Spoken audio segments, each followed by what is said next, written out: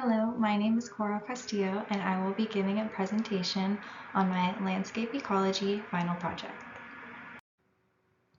The purpose of this project was to identify landscape patterns that were more associated with a focal species, and for my project I decided to focus on the species Asclepias involucrata, also known as the dwarf milkweed. This species is mostly seen in the southern parts of the United States. For my study, I focused on New Mexico, Arizona, and Texas, which it is rarely seen in Texas. Preferred habitat for this species is a forb herb subshrub. Dwarf milkweed, along with many other species within the Asclepias genus, are very important to many wildlife, including our state insect, which is the monarch butterfly. Monarch butterflies depend on milkweed as a host plant.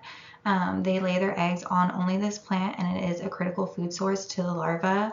So by learning what patterns are more associated with milkweed, we can develop better conservation efforts. Occurrence data was obtained through iNaturalist, and then a GIS project was then created.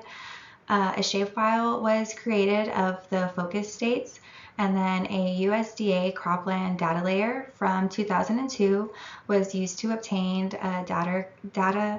land cover data, and then land cover types present within our focus area were examined.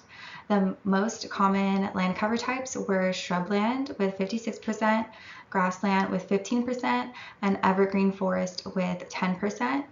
And then a buffer of 500 meters was used, and this was based off of dwarf milkweed using wind as a method of seed dispersal.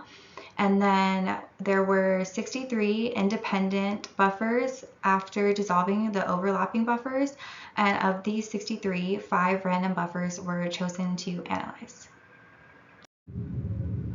This slide shows each metric that was tested and at which level for each of our 5 buffers. Each buffer was analyzed using landscape metrics in our studio. A 4 neighborhood rule was used based off of our focus species being a plant species and having limited movement. The metrics that were analyzed were percentage of landscape, total edge, number of patches, patch area, and patch cohesion. Composition was analyzed using 3 different metrics.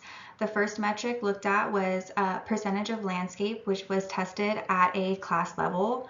There were 20 different landscapes seen throughout our buffers. Buffer 2 had the most landscapes of 19, and Buffer 5 had the least amount of landscapes with only 4. Shrubland was the highest percentage of landscape type for each of our buffers besides buffer number 2. Next, we tested number of patches, which was looked at a landscape level. The average number of patches was 122.4, and the range was 22 to 308. Lastly, patch area was tested at a patch level. The average patch area was 1.33 hectares, and then buffer 2 was the lowest amount with only 0.47 hectares, and buffer 5 had the highest amount with 5.75 hectares. Next, configuration was analyzed by testing total edge at a landscape level. Our average total edge was 27,287.4 meters. Buffer 4 had the greatest amount of total edge with 38,640 meters, and buffer 1 had the lowest amount of total edge with 3,118 meters. Lastly, connectivity was tested through looking at patch cohesion at a class level. The average was 40.5%. The highest was buffer 3 with 66.5%, and the lowest was buffer 2 with 30.3%. Shrubland was associated with the highest percentage of patch cohesion for all of the 5 buffers. So in conclusion, dwarf milkweed is highly associated with shrubland. There was high connectivity seen within our shrubland habitats, and this could be beneficial for organisms that depend on dwarf milkweed like monarch butterflies. There were many limitations to this project.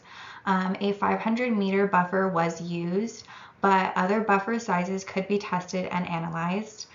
We also only analyzed 5 random buffers, and more buffers could be analyzed. And then lastly, our data points were obtained through iNaturalist, and more data points could be obtained and analyzed for a more thorough study. Thank you.